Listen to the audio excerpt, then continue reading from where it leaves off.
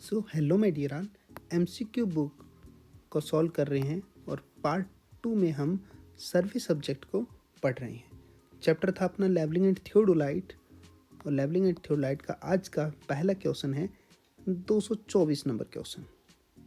Question क्या कह रहा है?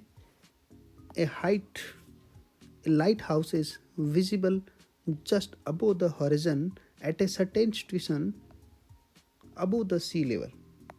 ठीक है, the distance between station and light house is 50 kilometre. Height of light house क्या होगा? हाइट ऑफ लाइट हाउस का डायरेक्ट फॉर्मूला हमारा 3.855 और यहाँ पर हाइट ऑफ पूछा है ना, हाइट का सीधा सा फॉर्मूला अपने पास, सॉरी ये रहा फॉर्मूला 0.0673 डी स्क्वायर। अगर डी पूछा होता तो हमारा फॉर्मूला रहता 3.855 रूट एच, जहाँ पे एच आपका मीटर में है जबकि डी आपका इन किलोमीटर में है। तो हमें एच पूछा है तो 0.0673 50 स्क्वायर आंसर कैलकुलेट कर लेना। Next, the value of smallest division of a circle of a repeating theodolite is 10 minute. What is the suitable vernier? Read up to 10 second. Read up to इतना पढ़ा जा सकता है, तो ये रहा अपना लिस्ट काउंट 10 सेकेंड्स और ये आपके मेन स्केल प्लेट पर 10 मिनट का हमारे पास, जिसको हम लिखेंगे 10 इंटू 60 सेकेंड। लिस्ट काउंट में आपको डिज़ाइन करना है सुटेबल वर्नियर, मतलब एन बताना है। एन आपके फॉर्मूला एलसी के फॉर्मूले से आएगा। एलसी का फॉर्मूला एस बाई एन, तो यहीं से एन आया है s by l C.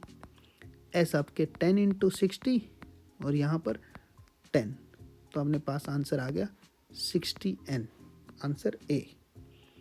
Next question पूछ रहा है ये, in the theodolite survey generally the left swing is not preferred much because. Left swing क्यों नहीं प्रीफर करते हैं, राइट स्विंग क्यों ही प्रीफर करते हैं? ये दो स्विंग होते हैं, लेफ्ट स्विंग और एक राइट स्विंग, क्योंकि इसमें स्केलिंग क्लॉकवाइज होती है, इसलिए आप हमेशा राइट स्विंग कराते हो। लेफ्ट स्विंग कराओगे तो जहाँ पर अपने को 30 डिग्री मेजर करना होता है वहाँ पर 330 हो जाएगा, 20 डिग्री मेजर करना होता है 340 हो जाएगा, उल्टा हो जाएगा। क्लॉकवाइज रीडिंग के कारण हम हमेशा राइट स्विंग कराते हैं। तो यहाँ पर ऑप्शन डी दे रखा है, क्लॉकवाइज ग्रेजुएशन। नेक्स्ट क्वेश्चन है, which of the following is not a special method of spirit levelling. Spirit levelling को मतलब डायरेक्ट लेवलिंग का कौन सा मेथड नहीं है स्पेशल? तो प्रोफाइल लेवलिंग है, क्रॉस लेवलिंग है, क्रॉस सेक्शन लेवलिंग है, डिफरेंशियल लेवलिंग है, लेकिन एंटी क्रॉस लेवलिंग नाम के कोई टर्म नहीं होती। तो नॉट ए स्पेशल मेथड, ये कोई मेथड नहीं है। 228, which of the following is indirect method of levelling. ये डायरेक्ट मेथड है, स्प्रिट लेवलिंग भी डायरेक्ट मेथड है, डिफरेंशियल लेवलिंग भी डायरेक्ट मेथड है, इवन स्प्रिट लेवलिंग का नाम भी डायरेक्ट मेथड है। तो ट्रिग्नोमेट्रिक इनडायरेक्ट मेथड हो गया।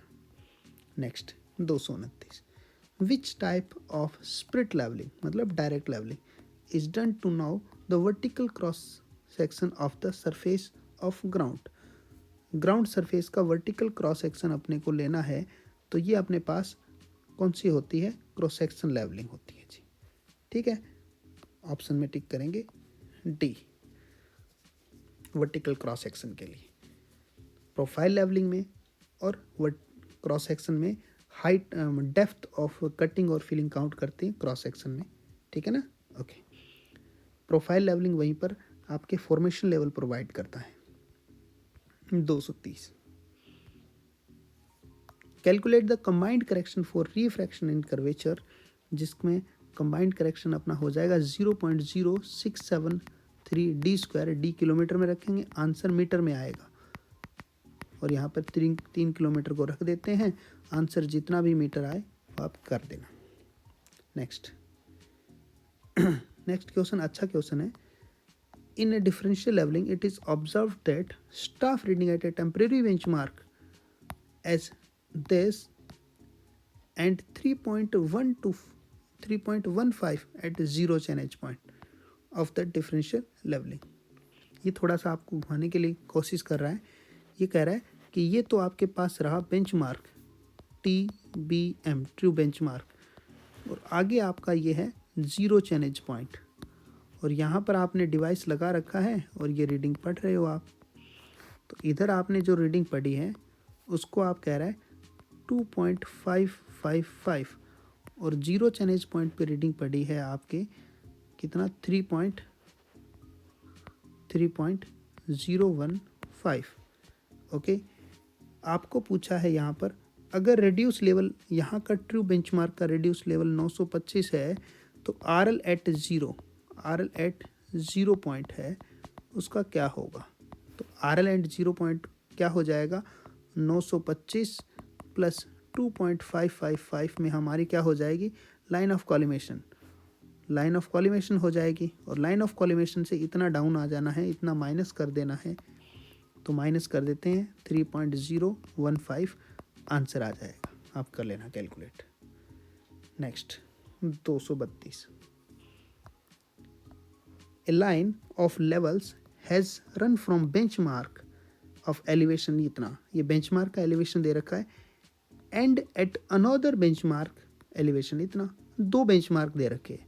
बेंचमार्क वो होते हैं जिनका एलिवेशन अपने को पहले से पता होता है, हमें कैलकुलेट करने की ज़रूरत नहीं है, ठीक है ना, करेक्ट भी होता है। The sum of back side, ये ऑब्जर्वेशंस है, इतना हुआ, और सम ऑफ फोर साइड आपके इतना हुआ। क्लोजिंग एरर पूछ रहा है, ये डिस्ट्रीब्यूटेड क्वेश्चन है, इस क्वेश्चन को अच्छे से समझ लेना, नहीं तो आंसर प्लस माइनस में गड़बड़ आएगा।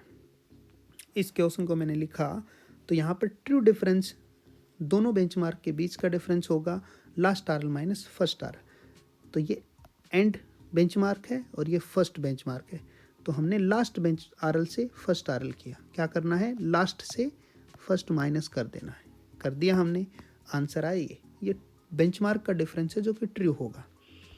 दूसरा, मेजर स्टाफ रीडिंग का difference summation BS minus summation FS, summation BS sum of back side 16.55, sum of fore side, ये हो जाएगा फोर साइड का सम। तो हमने कैलकुलेट किया यहाँ पर -0.03। अब हमारे पास मीजर्ड जो है उसमें से ट्रू माइनस कर देते हैं, measured value minus true value, error आ जाएगी।